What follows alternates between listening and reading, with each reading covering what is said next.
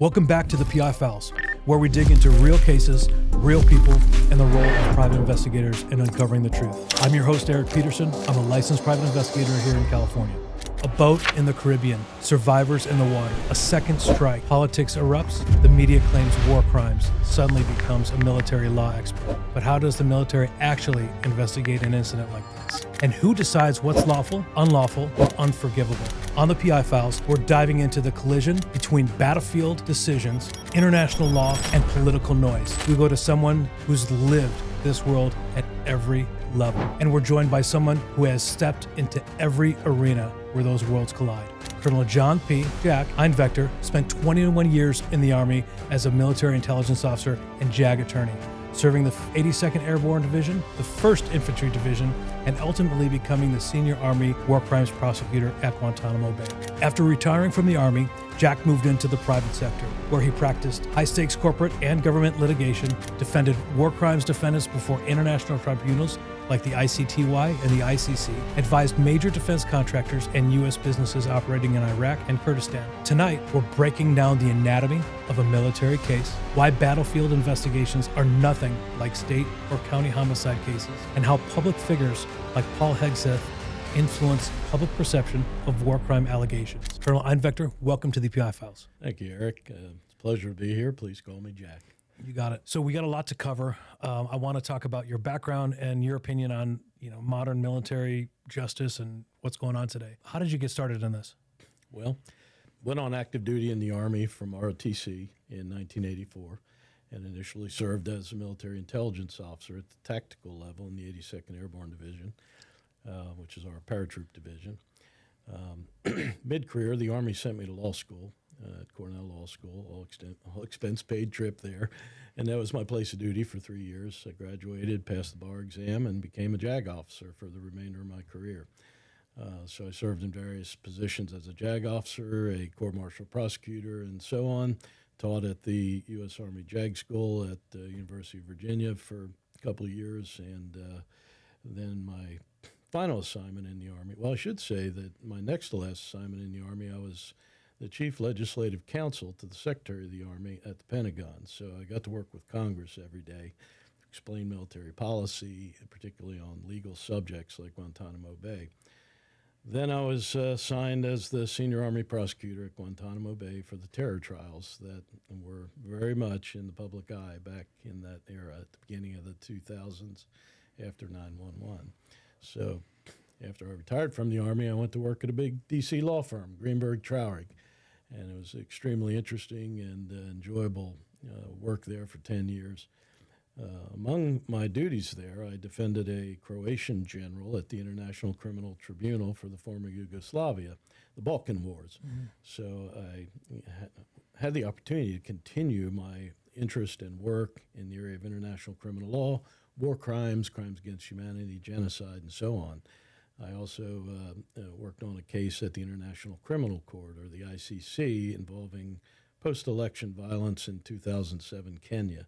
So it was a really interesting and enjoyable assignment at Greenberg. Got to do international criminal law, got to represent the Kurdistan regional government of northern Iraq and gun manufacturers who were trying to obtain defense contracts and things like that. So it was a good job, did a lot of litigation, then formed my own firm. So that's why I got to Orange. Got it. Now, you mentioned some things have gotten into the public eye, like the Guantánamo Bay and then now this boat strike. Yeah. I think the American people, I think people in general don't understand this because, and we've talked about this before, there's really you haven't had an opportunity to give your opinion. And I think you mentioned you were interviewed before because, defense attorneys or other attorneys will talk all day about stuff, but because it's the military, you've been kind of silenced. So you have given your opinion. You're one of the few to Ed Bradley on 60 Minutes. Yeah. How did that come about? It's really interesting. When I was assigned as the prosecutor at Guantánamo Bay for the military commissions trials, I advocated all year with the DOD General Counsel, Mr. Haynes, to permit the prosecution, the government, to do media as well as the defense. The defense counsel were out there every day calling the military commissions process kangaroo courts and other derogative terms, criticizing the process, criticizing the prosecution and the government's policy. So, of course, we couldn't talk about individual cases. Prosecutors and police investigators don't talk about criminal cases to the media, but we could certainly defend the process. At the end of my year at Gitmo, the General Counsel Haynes at DOD said, "Okay, you want it, you got it." Pinned the rose on me and offered me up to be interviewed by Ed Bradley of 60 Minutes about the Military Commission's process and the legal framework we were applying there. And so that turned out to be a really good opportunity for us on the Military Commission's prosecution side to explain to the public that these courts were fair trials, that we were following principles of American justice and due process, and that we were determined, in fact, we were totally committed to giving the terror suspects fair trials under the standards of American justice. So that leads into my question. So what do you think is the biggest difference between the perception and reality of military law? Yeah, it's a great question. Public perceptions of military justice are generally pretty limited to what they see in Hollywood, depictions of military justice, and maybe what they absorb from members of the family who've been in the military and things like that. Military justice is usually seen as kind of drumhead justice and, unfair and dedicated to military priorities rather than individual justice and things like that. So that's the general perception, is that it's harsh, it's unyielding, it is, severe, and people get severely punished. That's the public perception. I think it was somebody once said that military justice is to justice what military music is to music. Well, frankly, there's a lot of good military music. And the truth is, modern military justice has been brought completely in line with American standards of due process. Congress has seen to it. In the Uniform Code of Military Justice, enacted in 1951 after the experience of World War II, Congress was determined to create a military justice system, a court-martial system, that would adhere to American standards of fairness and due process. And they did indeed succeed and have tweaked the process over the years. And so I think the difference between that public perception of sort of an unfair, command-driven process versus a judicially driven due process type process is not fair. It's not true. It's outdated, So you did mention Hollywood. There's another Colonel Jack, and he tells people they can't handle the truth. Yeah. Do you have any opinion of any Hollywood movie that maybe got it right? Honestly, that I'm glad you brought up A Few Good Men, starring Jack Nicholson as Colonel Jessup. Yeah. Tom Cruise as defense counsel there. I actually think that movie portrayed military justice in a fairly fair way. And what it showed was essentially true. Of course, it had the artistic license you see in Hollywood. There were some inaccuracies and so on. But by and large, you saw what everyone recognized as a standard trial in the American tradition. There was a military jury. There was a judge calling the balls and strikes. There was a prosecutor and defense counsel cross-examining, examining witnesses, presenting documents. We all recognize that. A fair trial, So I think that movie was a pretty good depiction of military justice. Yeah, and I think it had some good aspects of the egos and attitudes of people at certain levels and the nuances of, and then, the Marines, right? It had some mentality stuff.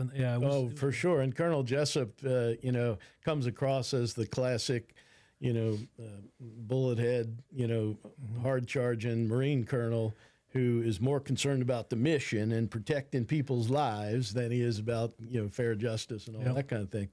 But in the end, it's the defense that prevails, in that forum. Yeah. Colonel Jessup is caught out in a lie and discredited, so in the end, justice prevails.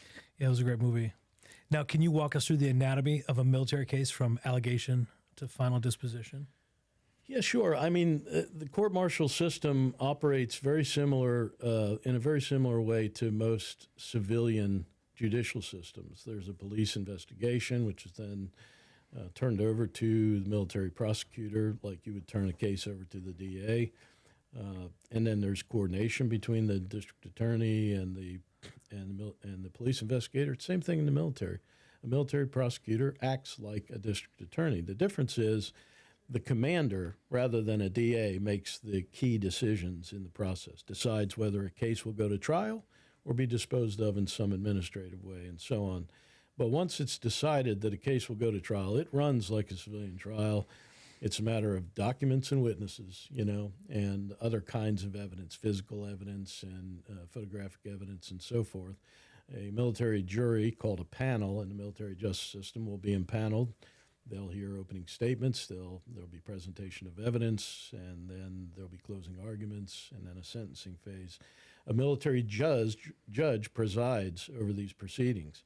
He is a legal officer and is fully qualified as a judge and will function like a civilian judge. And then it ends in a verdict with the jury. It ends in a sentencing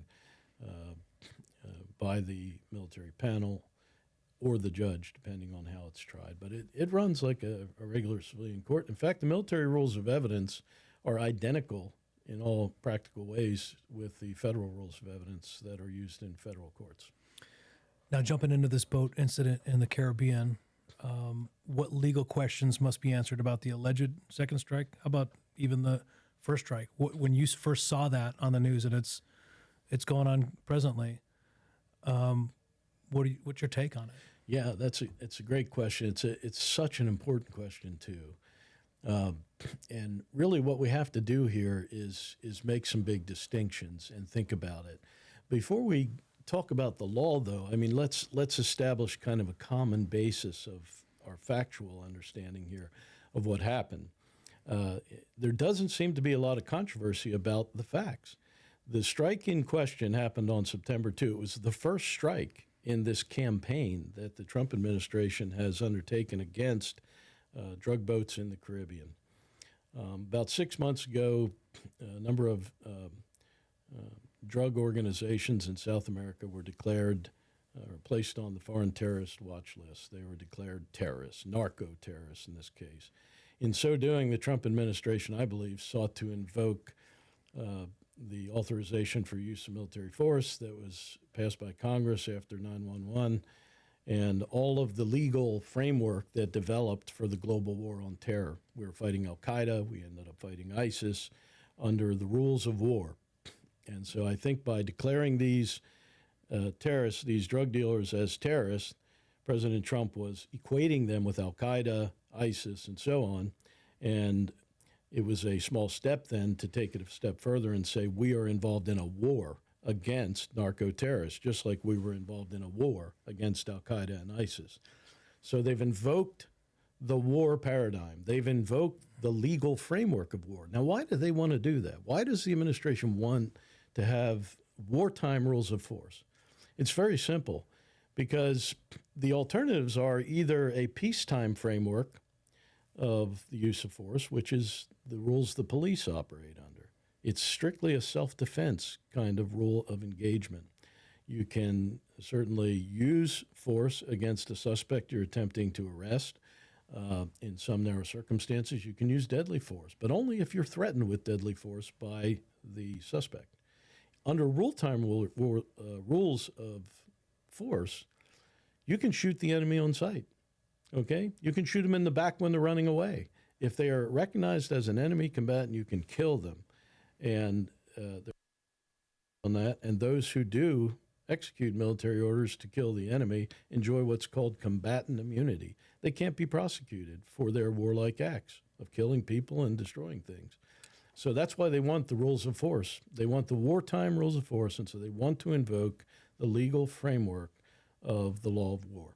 And that's why they have declared that we are in war against the drug cartels now, and therefore we can use military assets, combat aircraft from aircraft carriers, drone strikes, and so on, to directly attack these boats operating in the Caribbean that are smuggling drugs, according to the Pentagon. And that's where we are. That's the legal framework. And so, like you said, we can talk about the second strike, but we really have to start by talking about the first strike. Is that a valid Has the administration, has Secretary Hegseth validly invoked the legal framework of war for this campaign against drug dealers? What does the law of armed conflict say about the survivors? Well, if we're in wartime rules of force, like I said, you can engage the enemy on sight. You don't have to try to apprehend them or anything else. However, those rules of force, which are advantageous to the government if they want to kill drug dealers, also come with restrictions on how you use that force and against whom you use the force, who you target. One of the core principles of the law of war is that you can only attack military targets, and you can't attack protected persons. In the context of the law of war, protected persons include civilians, includes wounded, sick, shipwrecked, and prisoners of war. You cannot kill civilians, shipwrecked people, prisoners, and wounded and sick on the battlefield. You have to render aid. You have to respect and protect those people. So the Second Geneva Convention concerning the treatment of the wounded and sick at sea, Article 12 says that shipwrecked sailors requires the combatant forces to respect and protect shipwrecked sailors. You have to render aid to them, in fact. Not only can you not target them, you have to render aid, rescue, feed, clothe, and take care of wounds, and so on. So the obligations under international law when you have shipwrecked sailors is to respect and protect them. So you're saying they went from, narco-terrorists under the rule of law to shipwrecked sailors because they were still they were on the boat, obviously, but they still had that first strike. What I would say is we are not under the law, and I don't believe any court will agree with the administration that we are in fact engaged in a war against narco-terrorists. So therefore, I don't think the use of military force or the legal framework really applies here.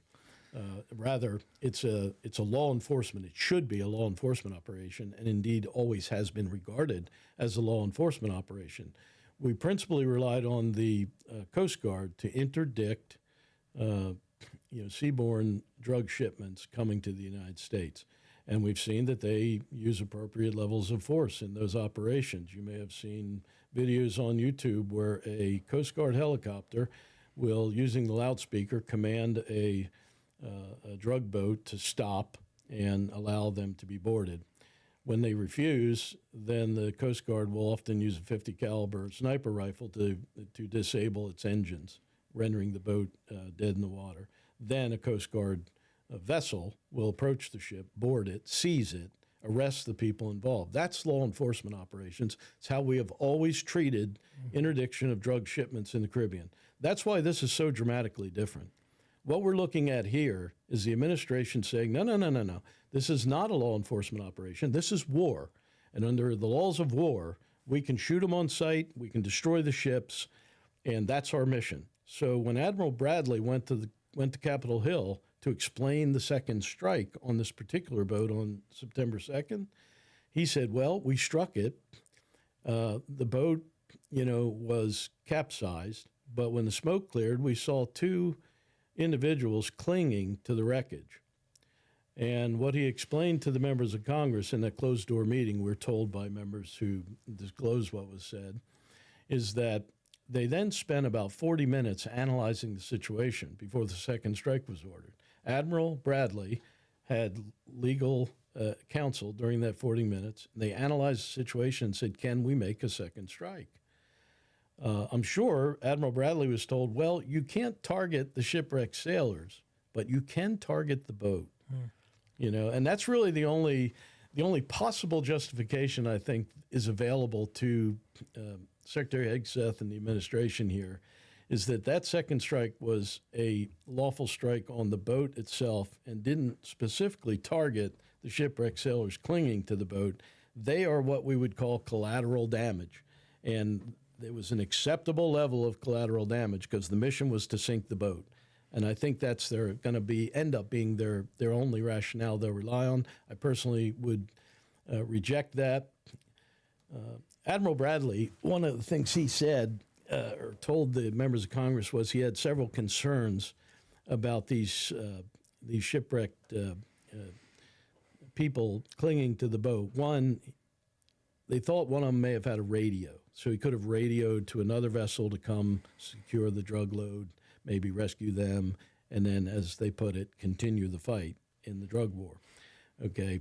The second concern they had is that they might have been able to flip the boat back up and save the cargo. I don't know if you've ever been in the water with a boat, Eric, but that's extremely difficult, especially with a heavy boat like this in the open sea.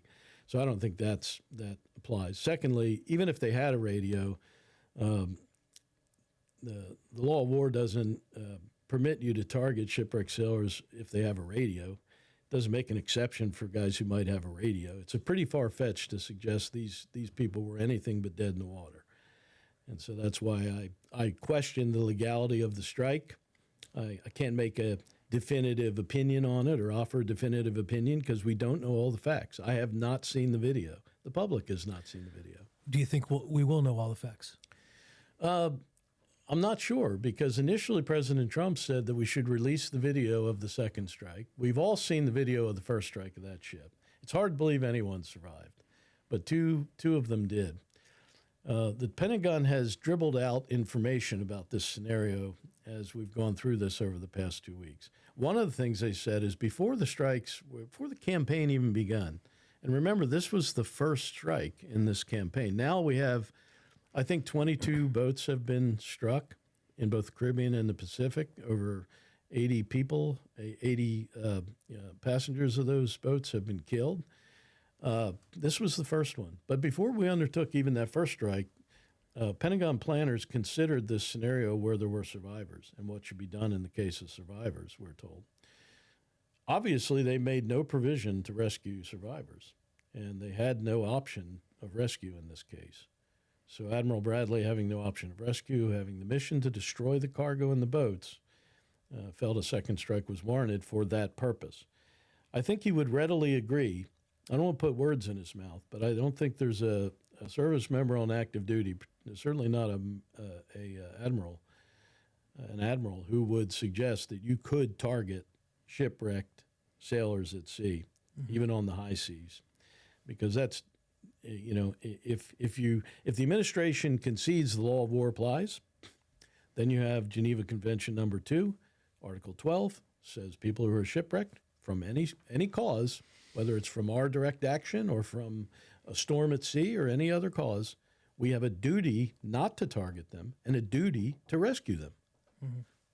So just because they had a radio or they might later, in some far-fetched scenario, make it to shore and continue the fight, I'm sorry, there's no exception to that rule.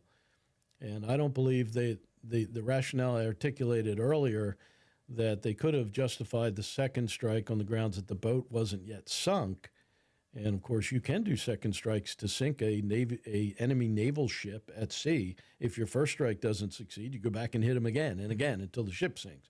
But once the ship is disabled, and this boat was disabled, you have a duty not to engage the shipwrecked sailors and to rescue them from the sea. Do you think the legal counsel got pressured? That's a really good question. It's an interesting question. The way that the modern military does targeting, we have a targeting cell. We've got a commander who's going to call the ball. He is going to pull the trigger. He's going to say, initiate the strike. But he's advised by, weapons officers, targeting officers, operations officers, and in every case now, a legal officer, So in the old days when John Wayne was taking Iwo Jima, there wasn't a JAG tagging along. But nowadays, that's not true. There's always a JAG there in the targeting cell advising the commander on whether a second strike is authorized. I would hope that a JAG in this case would have said it's legally very problematic to undertake a second strike because it's going to kill those 2 remaining shipwrecked sailors.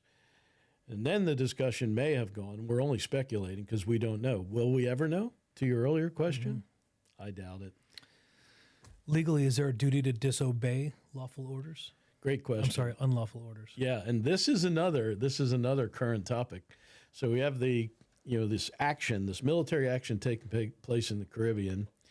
And just by coincidence, it seems, but maybe not, we haven't heard from Senator Kelly on why they published this video. It was Senator Kelly. For those of you who haven't seen it, you can find it online. Senator Kelly and 5 other members of the House and Senate made a public service announcement, if you will, stating, and all 5 members were either former soldiers, sailors, Marines, or intelligence officers. And the main point of this video was for them to emphasize that U.S. military personnel have no duty to obey unlawful orders. In fact, have a duty to disobey illegal orders. They didn't explain why they were making this video. They did not relate it specifically to any particular action. They didn't relate it to what's going on in the Caribbean. But it beautifully coincides with what happened in the Caribbean. And it raises the question, should someone in the chain, maybe Admiral Bradley himself, who ran this operation, should he have said, no, we cannot target, we cannot make the second strike? Let's say Secretary Hegseth ordered him to make a second strike. That didn't happen, by the way, I want to be clear. Admiral Bradley says that isn't how it went down. Secretary Hegseth says he was not present when the second strike order was given. Admiral Bradley says he made the call. Secretary Hegseth says he backs up Admiral Bradley. So it wasn't precisely a case where Admiral Bradley was ordered to do the second strike. I want to be clear about that. But what if Admiral Bradley had said, I don't even believe the first strike is lawful because we're not at war, truly, in a legal sense, against these guys, and the legal framework of the law of war doesn't apply. Should be a law enforcement operation. What if he had said, I'm standing up and I am resigning, or I am not going to obey an order to strike a boat because, in my view, it's unlawful to just kill people on the open sea? What if he had done that? That's what the point of the Senator Kelly and the others were trying to make, is sometimes people have to stand up, fall on their sword, and say, I will not obey an unlawful order. You've mentioned some stuff, but what actually makes an order unlawful? Yeah, what makes an order unlawful? Well, this is addressed in Department of Defense or Department of War now regulations and Army regulations, Navy regulations. An order is defined as unlawful in under the rules for court-martial, in the manual for court-martial, under the Uniform Code at a court-martial setting. Someone can assert a defense if they're charged with disobedience of a lawful order, which is a very serious crime in the military. Under Article 90 of the Uniform Code of Military Justice, disobedience of a commissioned officer carries a punishment of life imprisonment or, in time of war, death. So this is a major crime. If someone is charged with committing disobedience against an order, they can assert a defense that they disobeyed because the order was unlawful. In Rule for Court-Martial 916, it says an order is unlawful if a person of ordinary sense and knowledge would understand it to be unlawful. Unlawful in what sense? Well, either unlawful under U.S. law or unlawful under treaties and other international codes to which the United States is bound. So you might remember that in the Constitution, the Supremacy Clause says that the Constitution, the laws passed pursuant to the Constitution, and treaties made under the Constitution are the supreme law of the land. So military personnel have a duty to follow the Geneva Conventions. We have a duty to do that. An order that would clearly require us to violate a Geneva Convention rule would be an unlawful order. You take a lot of risk, though, as a serviceman, if you disobey an order because you think it's unlawful. Think about that. You're talking about a capital crime to disobey an order in wartime. Yeah. The administration says the attacks on the drug boats in the Caribbean is war. So to disobey an order might expose you to capital punishment, in theory, for disobeying an order to attack those boats. Yeah. And so it's the soldier's dilemma. If I'm told to commit an unlawful order and I disobey it, I could face court-martial prison, possibly the death penalty, you know? But on the other hand, if I obey the order, I will violate the Geneva Conventions and might be a war criminal. It's an impossible dilemma, you know? So you got to be really, really sure that it's unlawful. And indeed, at the international tribunals, when war crimes defendants, like at Nuremberg or at the Balkan Wars Tribunal, the ICTY, and so on, sometimes they advance a defense that they were just following orders, okay? And those defenses have been almost universally rejected because the orders they were following were patently illegal and therefore illegal, and therefore they had no duty to obey in order to massacre prisoners or to kill people in concentration camps and so on. Those are illegal orders, patently illegal, and therefore they had a duty to disobey them. And so their defense of, I was just following orders, was rejected. You see, so you see how those issues are related. But in the context of the boat strikes in the Caribbean, the question for an Admiral Bradley is, at what point is it up to me to say we're not at war and this strike is illegal? You're kind of asking too much because those are political decisions, you know. So it's a tough call. So on that note, how protected are the service members if they refuse an order that they believe is unlawful? Yeah. You know, there's a lot of talk right now that about Senator Kelly's public service announcement. The reason I think it was probably a mistake to post that video by Senator Kelly, just a mistake, not a crime, but a mistake, is because you're giving too broad a guidance to the public and to military personnel. You should obey but why are you giving that guidance? What kind of orders are illegal? What about the risk I take of being prosecuted for disobeying? You know, it's too broad. It's really was done for political effect, suggesting that President Trump may be giving illegal orders, and maybe he is. But Senator Kelly, now they're saying, Secretary Hegseth said they're investigating Senator Kelly for, and possibly considering bringing him back on active duty to court-martial him for subversion of troop loyalty and the soldiers' duty to obey lawful orders. And of course, that's also for political effect because it's unthinkable that you would court-martial a sitting U.S. senator for merely stating the law accurately, you know. But you ask about the risk service member faces if he disobeys lawful order. He could be prosecuted, court-martial for that disobedience. So what we tell soldiers, what do JAG officers tell soldiers when they come into a unit? We brief them on, okay, guys, you know, here's the rules of engagement. And remember, you don't have to obey lawful orders. So if your commander says, shoot those prisoners, that's a patently illegal order. If the commander says, you know, go over there and pillage that village and do whatever you want, that's a patently illegal order. You should disobey it. If they line up civilians against the wall and say, you know, ready, aim, fire, that's a patently illegal order and you should disobey it. So, but those are limited examples. Yeah. Interestingly, in the DOD manual on the law of war, the example given of a patently illegal order is firing on shipwrecked sailors after we've engaged an enemy naval vessel. That's the example given of a patently illegal order. Yeah. So, oops. We got one. Yeah. Yeah, so that's the thing. A lot of risk. A soldier should only disobey an order if it's patently illegal.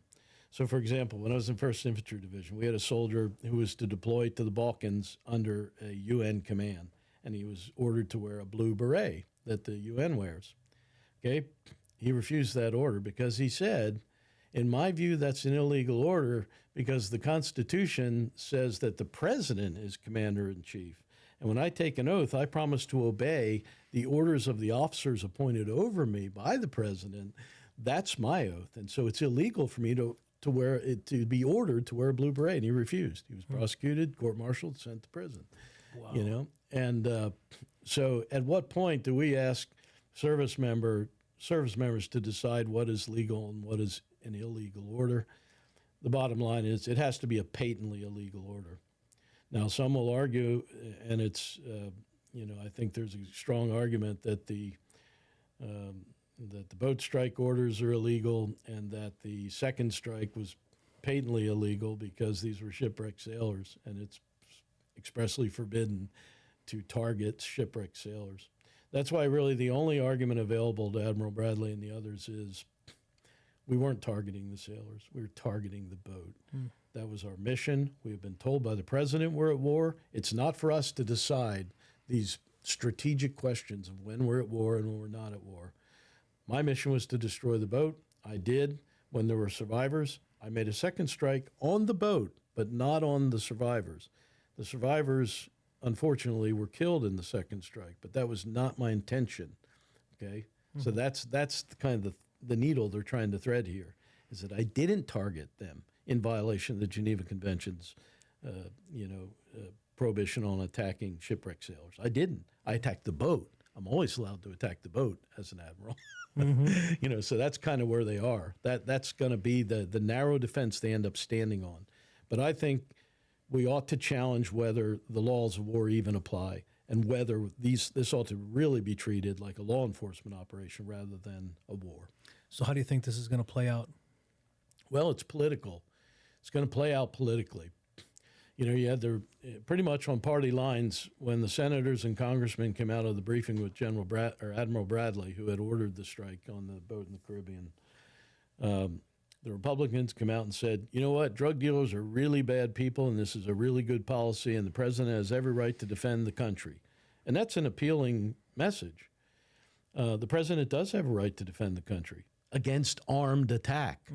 If you're going to invoke the law of armed conflict, there has to be an armed conflict, right? The president can't just use the military to do law enforcement because he says he's defending the nation. More people are killed by drunk drivers than cocaine overdoses. What are we going to attack boats carrying alcohol next? What about opioids? That's killed, countless Americans. We're going to attack boats carrying Pfizer opioid drugs from Europe? No, obviously not. It's ludicrous to even talk about it.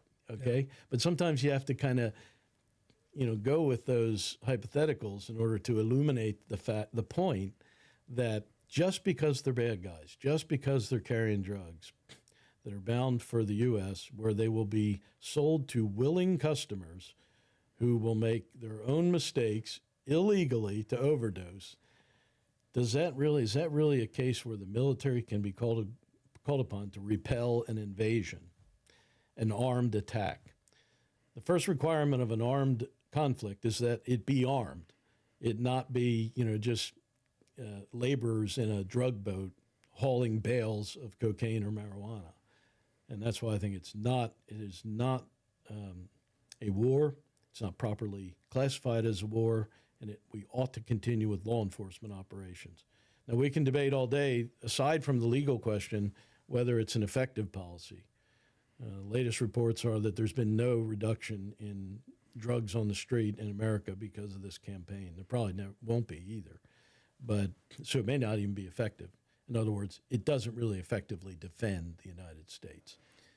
What are your thoughts on the military going into other countries to kind of eliminate the problem since they can't control it themselves? Yeah, I'm really glad you raised that, because this is another aspect of this. Like I said earlier, when the president decided to call this a war, he was really invoking the set of rules that President Obama and President Bush used in the global war on terror. President Obama famously was very proud of his drone kill list. He even would pull it out sometimes, say, I have the kill list here. He famously used a drone strike in Yemen to kill an American citizen, a cleric, Al-Awaki, I think his name was, with a drone strike, with no due process, no nothing, just an extrajudicial killing because he was aiding and abetting Al-Qaeda, So that's what President Trump was hoping to invoke, was that whole paradigm of we're fighting terrorists like we have been for the last 25 years. Since 9/11, we've all been fighting terrorists. President Bush invaded Iraq. He invaded Afghanistan. President Obama tripled the drone strike program to kill terrorists wherever he found them, even in the Balkans, even in Pakistan and elsewhere around the world on the open sea. And so, and in that case, in Yemen with al-Awlaki. So, President Obama used military force to go after anyone who aided al-Qaeda and ISIS. So we have this long tradition and a lot of, legal precedent now for carrying out military strikes against people in other countries. In his first term, President Trump famously killed the commander of the Revolutionary Guards force from Iran, General Soleimani, when he visited Iraq. And he sent a drone strike in to destroy the SUV that Soleimani was riding in. He killed him. And the United States justified that strike in another country against a foreign military leader on grounds that we alleged Soleimani was planning a campaign of attacks against U.S. embassies around the world. Now, remember, so we invoke the right of self-defense. That's what President Trump is doing with the Caribbean campaign against drug boats. We're defending America. We have a right of self-defense. Under the UN Charter, it is illegal for one country to invade another or to use armed force against another, except in self-defense. Article 51 of the UN Charter says states have an inherent right of self-defense. So under the UN Charter, you can't invade another country unless the UN Security Council says you can, or it's in self-defense. So we have stretched this idea of self-defense, frankly, so far past the breaking point. What does self-defense require? If you're a cop, Eric, and I know you were a policeman, in order to have a lawful self-defense, there has to be an imminent threat of grievous bodily harm or death. Somebody has to be pointing a weapon at you or something. It has to be imminent. Well, no one could really argue that the attack on Soleimani in Trump's first term posed an imminent threat of death or grievous bodily harm in the United States, or that these drug boats pose some kind of imminent threat. They may be armed a little bit in those boats. They probably are. They probably have some AK-47s, but they're not armed in a way that poses a immediate risk to any military assets, drones or airplanes or anything else, or Navy ships even. So self-defense, striking a boat without warning is something we do in armed conflict. It's lawful in armed conflict, but it's probably not lawful here, in my opinion, because I don't think a court will find this is a true armed conflict. Yeah, it's interesting you bring up self-defense and use of force in local policing. There's a use of force continuum, and there's factors, and I think we're at a stage in law enforcement with civil litigation and cameras and people pushing buttons that a lot of law enforcement are afraid to use of force. Mm-hmm. And it's interesting because we're at a time where the military has been going into cities, and a lot of these the military are not trained in policing or use of force or the gradual the de-escalation, the factors that come into that. Yeah. And so what's your take on some of the military coming into the cities? And I know ICE is a federal problem, but issue, and then it becomes local when it affects. Yeah. And believe me, I've arrested people that were deported and came back and committed violent crimes. So I've seen it firsthand where it didn't work before, and I'm glad somebody's trying to fix some of the stuff. Well, in the case of deploying the National Guard and the Marines to Los Angeles, the president's rationale in that case was to protect ICE, was to protect federal facilities and ICE officers. But that is not the leading rationale for the deployment of National Guard to Washington, D.C. There, he made it very clear that he was just trying to increase the presence of authority on the streets to deter crime and to assist local law enforcement in arresting criminals. So, in general, federalized military forces are prohibited under U.S. law under something called the Posse Comitatus Act from engaging in domestic law enforcement. So those soldiers that the president deploys to these cities have no powers of arrest or other traditional law enforcement powers. Their mission is to support law enforcement, create a presence as a deterrent, patrols on the streets with uniformed people, could likely deter crime in some ways. So that's the rationale for deploying National Guard to Washington, D.C.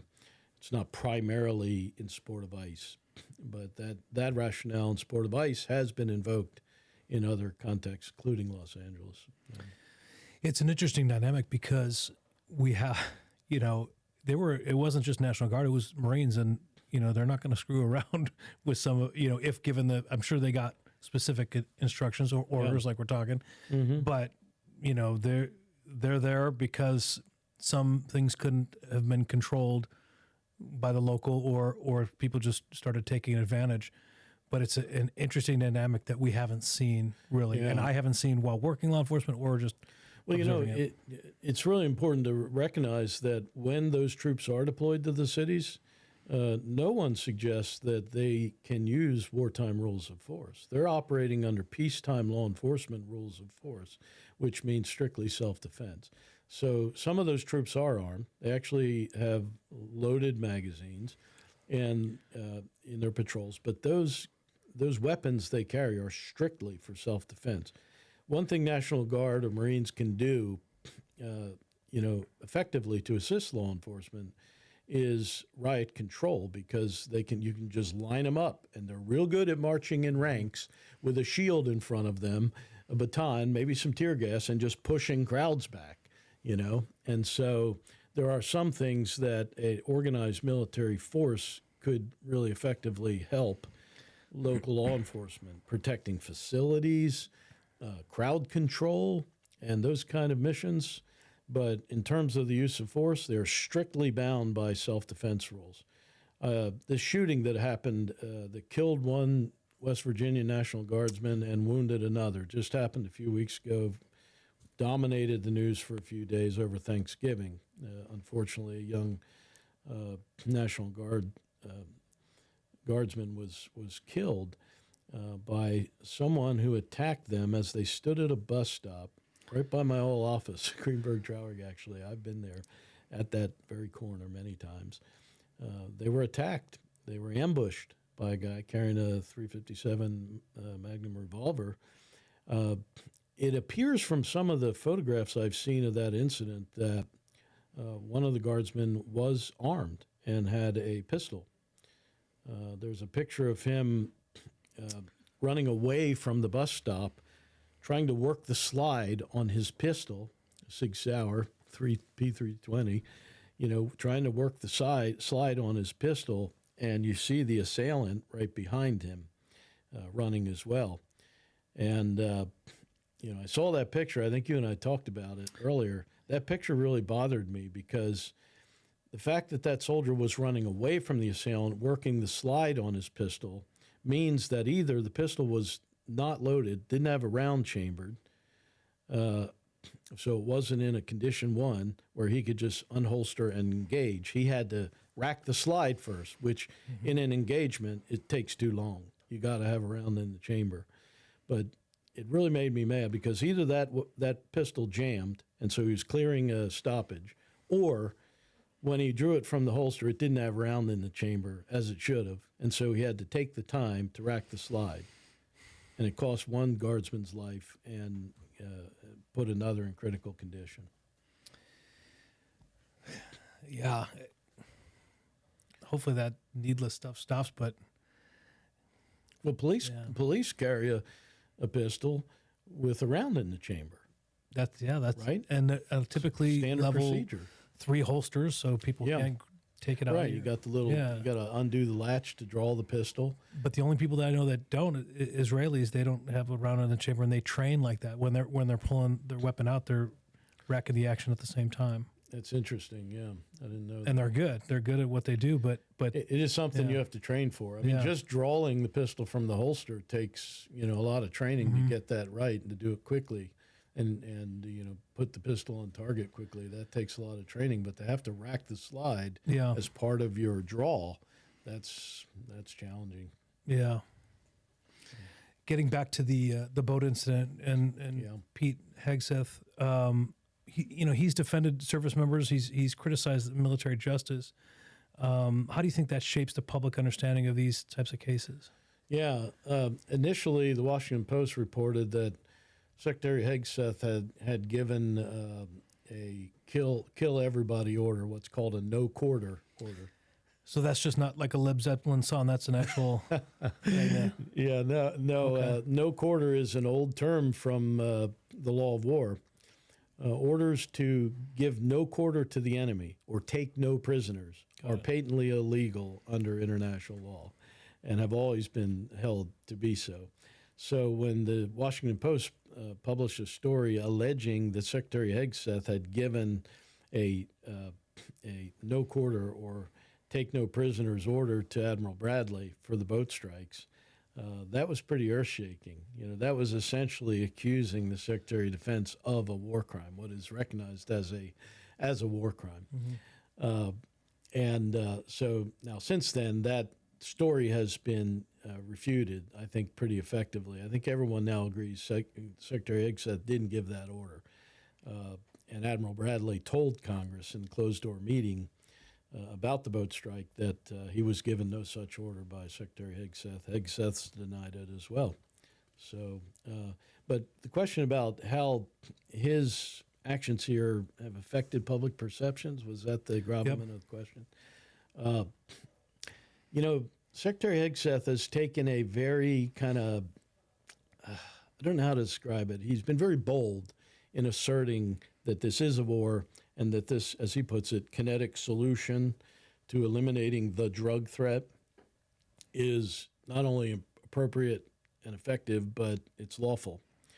And so his steadfast defense of the legality of these operations, I think, has helped the administration and helped public perception of the operations. It gives assurance to the public because he is so clearly steadfast about the legality of these strikes and about the second strike in the particular case that we're talking about. So in a sense, he is an effective spokesman for this policy. In the end, he's going to be confronted, though, with the realities. Once this comes into a sharp focus, if the video is released, there's doubtless going to be public sympathy for the survivors clinging to the boat. It is a pathetic scene. Mm-hmm. They were probably injured. You couldn't survive the strike that we saw on the video that has been released without suffering burns or shrapnel wounds or something else.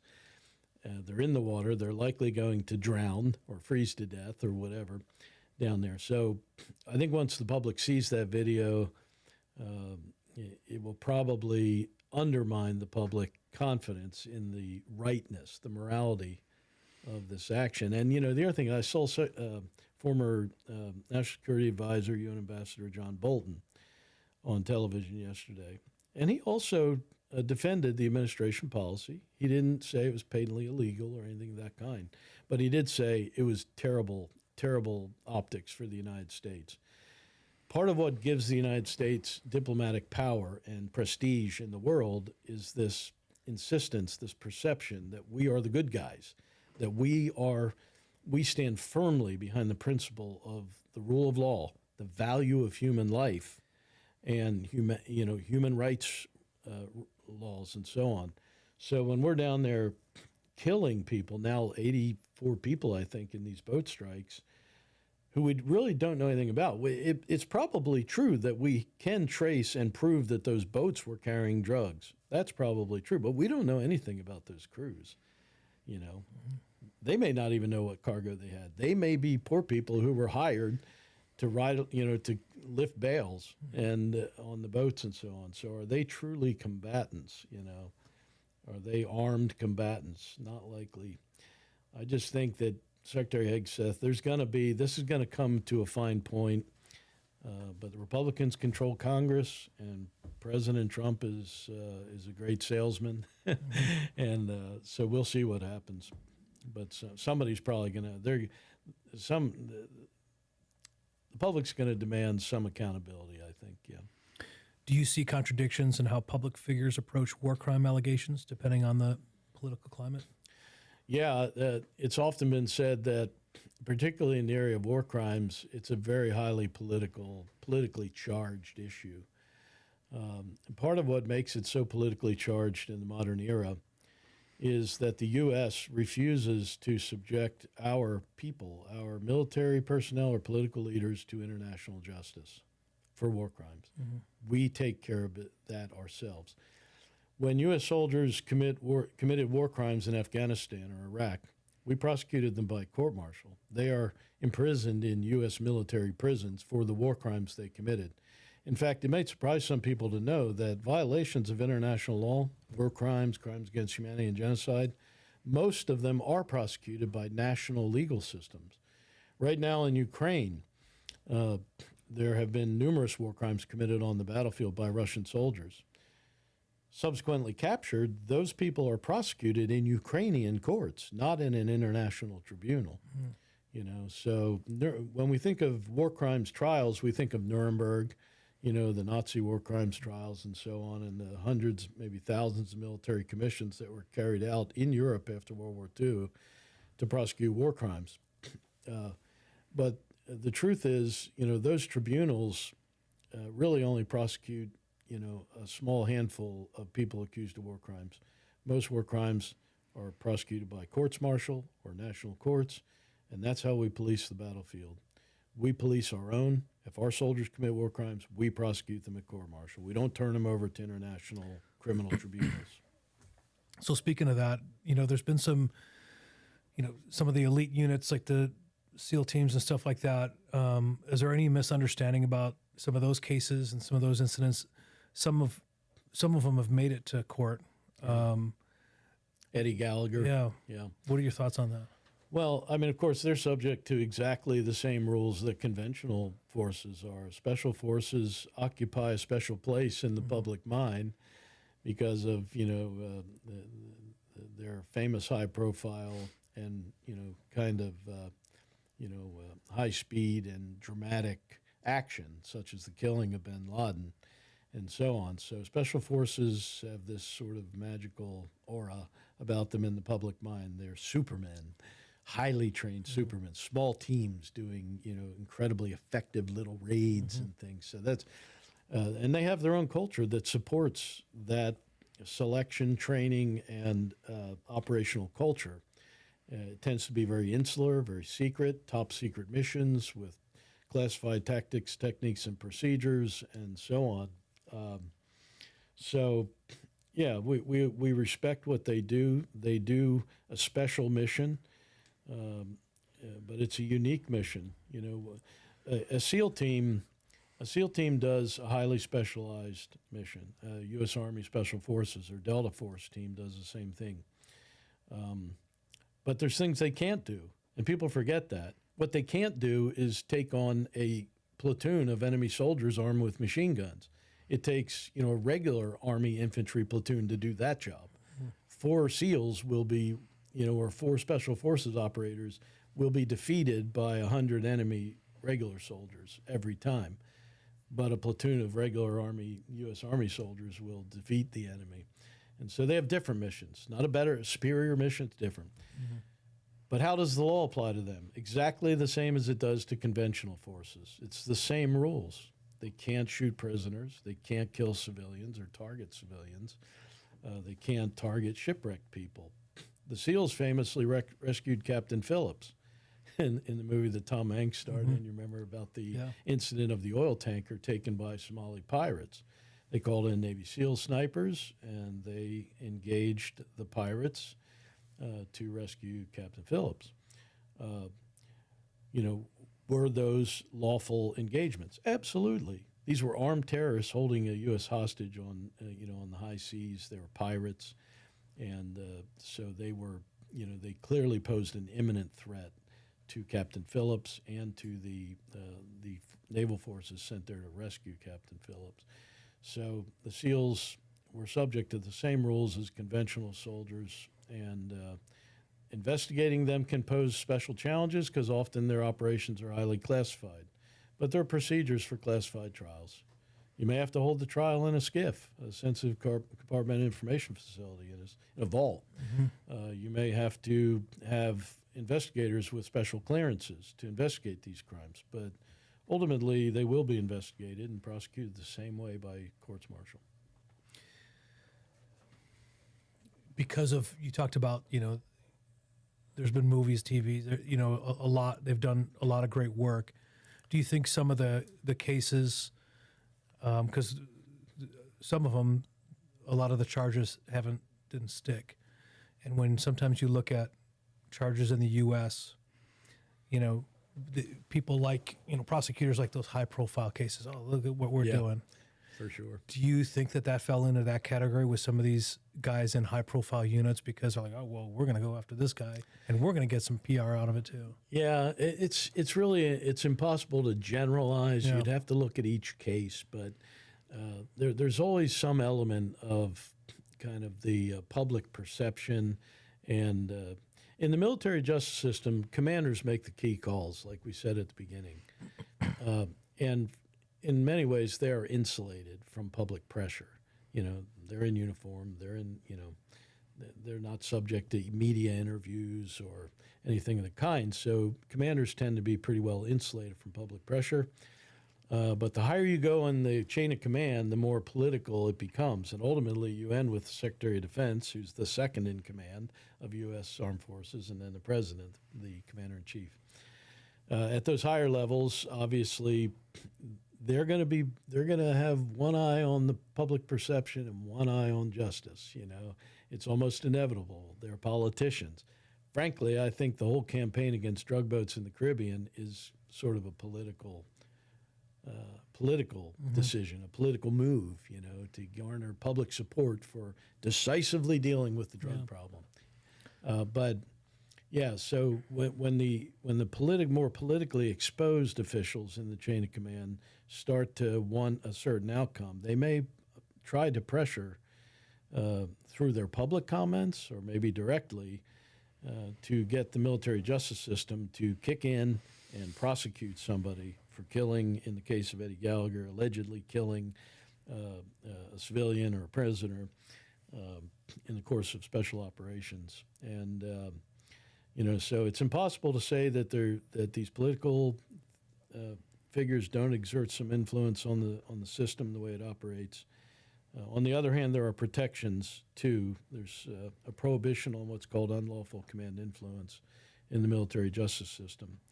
It is prohibited for a higher commander to order a lower level commander to take a particular military justice decision from a higher commander. Is guaranteed by the prohibition on unlawful command influence in Article 47 of the UCMJ to have total independence in making those decisions based on the merits of the case, the individual accused, and so on. So I think sometimes it plays a role, but generally, if a case is sent to court-martial, there's something about the merits of the case that warranted that. But not every court-martial results in a conviction. In fact, going back to the public perception of the military justice system, they think soldiers kind of get railroaded by a harsh military judge. It's not true. The conviction rates at court-martial are roughly the same as conviction rates in civilian criminal trials. About 80% of those that go to trial. And most people plead, like they do in the civilian system. So I think it's a fair system, and it works generally. Moving on to Guantánamo Bay and international tribunals, what was the most challenging about war crimes prosecution at Guantánamo? I served as prosecutor at Guantánamo from 2004 to 2005, just when we were getting to the point of having pretrial hearings and looking forward to holding trials. And I was prosecuting a Yemeni Al-Qaeda member named,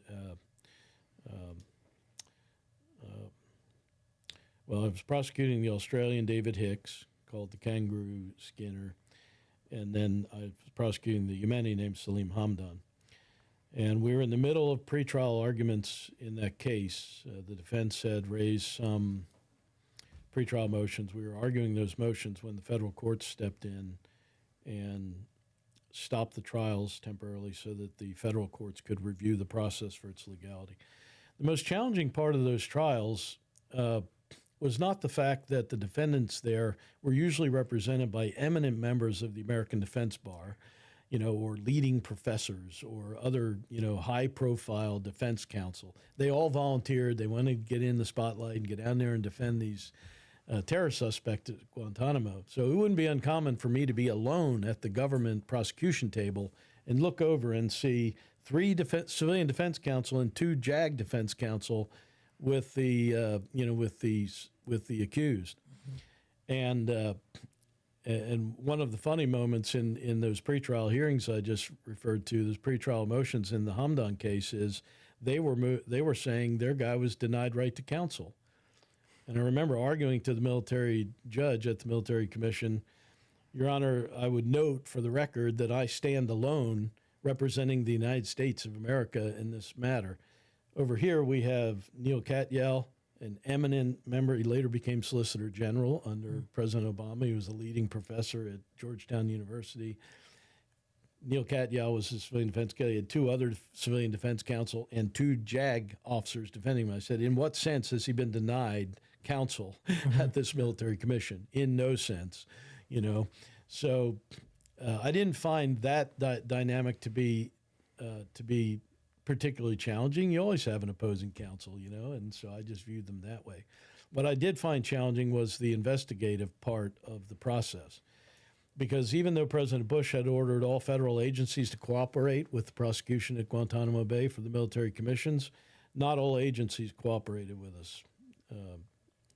The FBI cooperated with us. They pretty much let us into their vault and gave us access to their files, and it was much appreciated. The CIA slammed the door in our face. And so the nature of the military commission's evidence is often evidence gathered through intelligence and military operations on the battlefield, not through an orderly law enforcement investigation that you probably experienced as a detective, where people are brought to the station, read their rights, so on. Warrants are obtained, houses searched, evidence tagged and bagged, all that stuff. On the battlefield, it's a lot more loosey-goosey and ragtag. Mm-hmm. Soldiers on the battlefield aren't reading Miranda rights, okay? They're sitting a captured enemy soldier down and asking him, where is bin Laden? Where are the other al-Qaeda operatives here? Where is your bag of documents? And it's done right there. There's no rights warnings. There's no warrants. There's no evidence bags. And so it's a little rough edge. But a lot of the evidence that was gathered through military and intelligence operations was in a vault at CIA. And we didn't get the kind of cooperation I wanted from some of those agencies. That was the most challenging aspect to me. I can only imagine. Yeah. Yeah. So how does a Guantanamo case differ from a normal court-martial? Yeah. The short answer is not much. At the beginning, it differed significantly, because when President Bush issued an order on November 13, 2001, to convene military commissions to try those responsible for the 9/11 attacks, he literally used a carbon copy of an order that President Roosevelt had used in 1942, when President Roosevelt convened a military commission to try 8 German saboteurs that were captured here on U.S. soil. It was about a page and a half of rules. Wow. So it was really thin compared to the manual for courts-martial, which is a big, thick, fat book, lots of rules. So we had very thin rules to go on at first. And that was true until Congress passed the Military Commissions Act of, I think it was 2006 when they finally passed that law. It essentially conformed the military commission rules to courts-martial rules. Now, before that happened, between 2005, when I was using these very thin rules at the beginning, and the 2006 Military Commissions Act, the Supreme Court had ruled that the military commissions were unlawful under the Uniform Code of Military Justice, not under the Constitution, but under the UCMJ, because Article 36 of the UCMJ says the president can make rules for military commissions But to the extent possible, they should conform to the rules for courts-martial. And the Supreme Court found they didn't sufficiently conform to the rules for courts-martial, so Congress fixed that. Now the military commissions follow its own separate manual that looks pretty closely similar to military courts-martial procedures. Got it. But the difference really is in the nature of the evidence, the nature of the accused, the need for classified, more extensive use of classified information procedures in the trials, and things like that. So, yeah. What is ICTY and ICC, and how does it differ from military justice? Yeah. So I had mentioned, once we have the discussion about war crimes and whether war crimes were committed, we still have the further question of, okay, let's say a war crime was committed. Where do we prosecute the war criminal? And most war criminals are prosecuted by courts-martial or national courts. In the United States, if an American soldier or leader commits a war crime, he's prosecuted by court-martial. He's not prosecuted by an international tribunal. But there is this alternative. In many cases, like in the case of Nazi Germany, Germany was a destroyed country at the end of the war. They had no ability, and nobody trusted them to prosecute Nazi leaders, right? So the leading victorious powers came together, signed the London Charter, which created the tribunal, the International Military Tribunal in Nuremberg. And the same thing we have today. We have the ICTY was the International Criminal Tribunal for the former Yugoslavia. And that was the tribunal created by the United Nations to prosecute war criminals from the Balkan Wars, the terrible Balkan Wars in the 90s where, Serbia and, was accused of many war crimes in Bosnia-Herzegovina, including genocide and crimes against humanity. And the different warring parties, the Bosnians were accused of war crimes, the Croatians were in some cases. So at the ICTY, you had this UN-created criminal tribunal of an international nature. The judges were drawn from a variety of countries, so they weren't just these courts were not national courts. They were truly international. They sat in The Hague in the Netherlands, and they had judges drawn from various countries, member states of the UN, and they sat in judgment in these cases. They differ principally, these international tribunals like the ICTY or the ICC, which is the International Criminal Court, they differ mainly because there's an attempt in setting up these courts to kind of blend European continental civil law traditions with the Anglo-American common law traditions. Now, in Europe, when someone gets tried in a criminal court, there is no jury. They have no juries. That is a unique English-American tradition to have juries. In Germany or France or Italy, judges try criminal cases. And the cases are led by the judges, not by the prosecutor and the defense counsel, like in the Alex Murdaugh case. In the United States, the lawyers run the court. The judge just plays referee. Yeah. But in the European tradition, the judges run the court. They inquire into the crime. They call witnesses. They gather evidence. The judges do. And so in these international tribunals, there's a blend of kind of both traditions. The Anglo-American contribution is to this idea of a prosecutor and defense counsel who are adversaries in an adversarial process. In the European tradition, there's a panel of 3 judges instead of a single judge. And the judges act as the jury. They find facts, they sentence people, so they act kind of like the jury. So it's a blend of these 2 traditions. Totally different from a court-martial or an American criminal court. Court-martial and American criminal court, very similar. Very similar.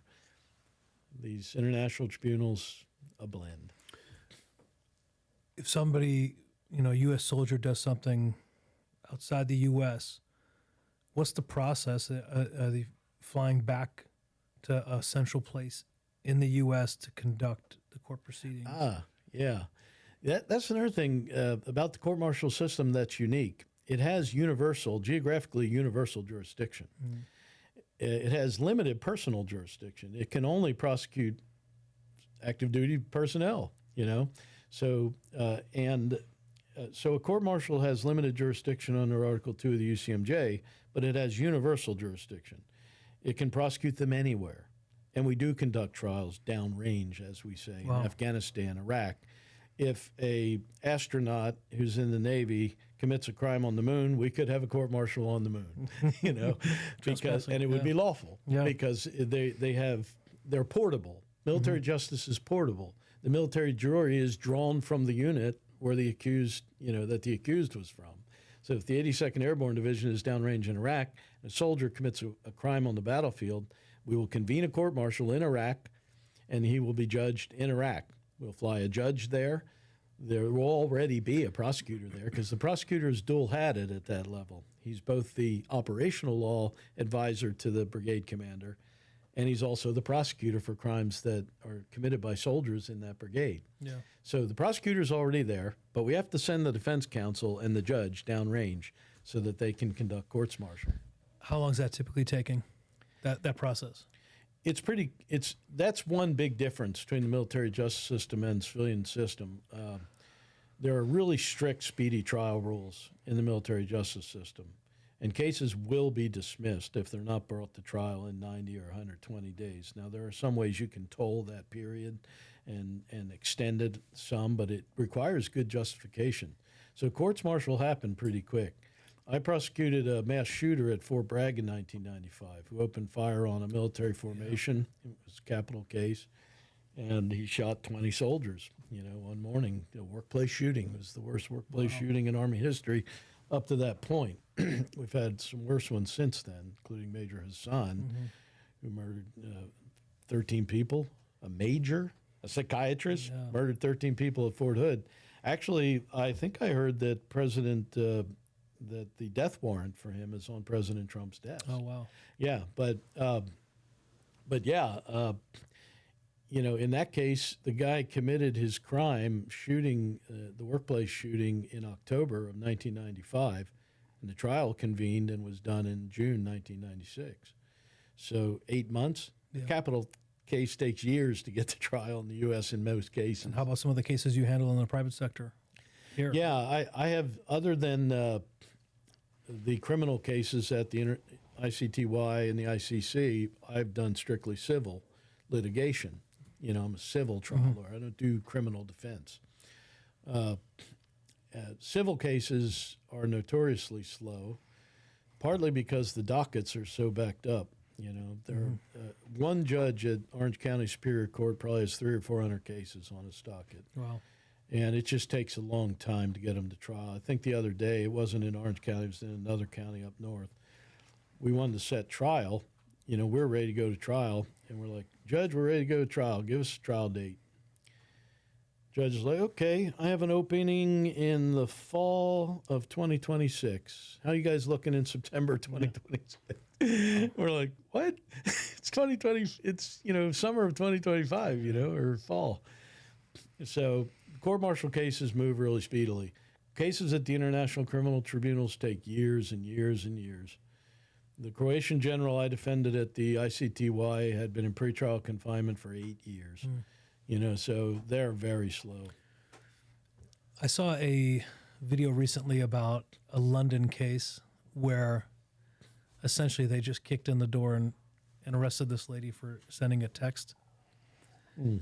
I think, if you send, they've got some sort of law there about sending messages, texts, emails, whatever, posting stuff. Yeah. Do you have any opinion on that? I am shocked and appalled of the environment, the legal environment that is evolving in Great Britain. I saw a story recently. I didn't see the one you were referring to just now, but a gentleman had gone to Florida on vacation, and he met with friends there, and they went out and shot skeet, clay pigeons. And so he posted some pictures on social media back in UK of him with a shotgun shooting clay pigeons. He was arrested. The UK didn't get the memo that you can do pretty much anything in Florida? Apparently. Apparently not. Did they not go on the internet? The UK doesn't have a First Amendment or a Second Amendment. Yeah. That's crazy. And they have gotten so strict about threatening messages, hate speech, and so on, that it seems like people are being prosecuted for, just expressing strong opinions or posting photos of themselves. How in the world could it be threatening to post a photo of yourself shooting clay pigeons in Florida? How could that be dangerous or unnerve anybody in the UK? And it'd be interesting with AI. You could post yourself doing anything, and how are they determining that he just didn't do that in UK? Yeah, on a rainy day. Yeah, I mean we're pretty far afield on that, but I just as a kind of educated legal observer, I'm continually shocked by some of the prosecutions I'm seeing over there. I want to know more. I'm not, but let me be clear. I'm not an expert on what's happening there precisely.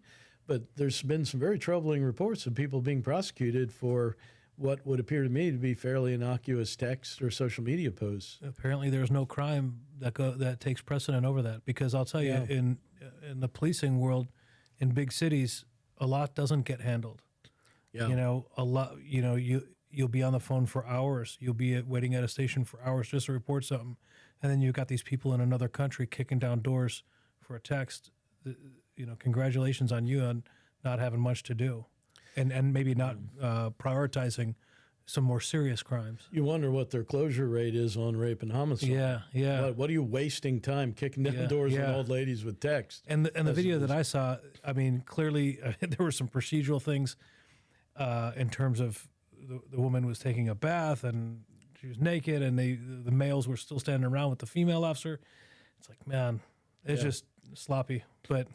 Yeah, it's we have it pretty good in the United States. Police do sometimes make mistakes, of course, in every country, but the rules we have protecting you from unreasonable searches and seizures and the right against self-incrimination are pretty strong here, and you can count on the courts, in that respect to enforce police misconduct to some degree.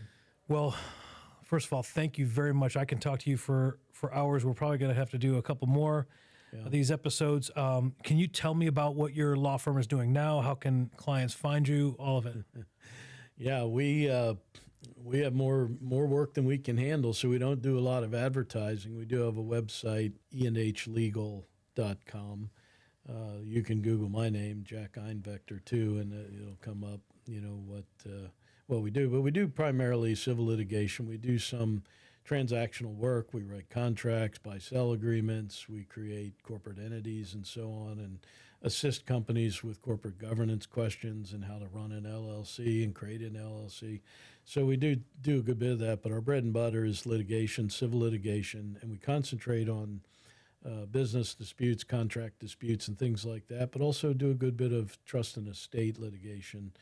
A family trust gets into a dispute about, inheritance and things like that. We will do a lot of litigation involving that. One wing of our firm does estate planning also. So they will write wills and trusts and so on. That's not what I do, but that kind of gives us a look at trusts and estates from two sides, from the creation of the trust estate and from the litigation side when they go wrong. So I think that it improves the quality of our trusts and wills, because we know what goes wrong all the time. We try those cases, and we also have greater insight into those instruments when we prosecute cases because we create them.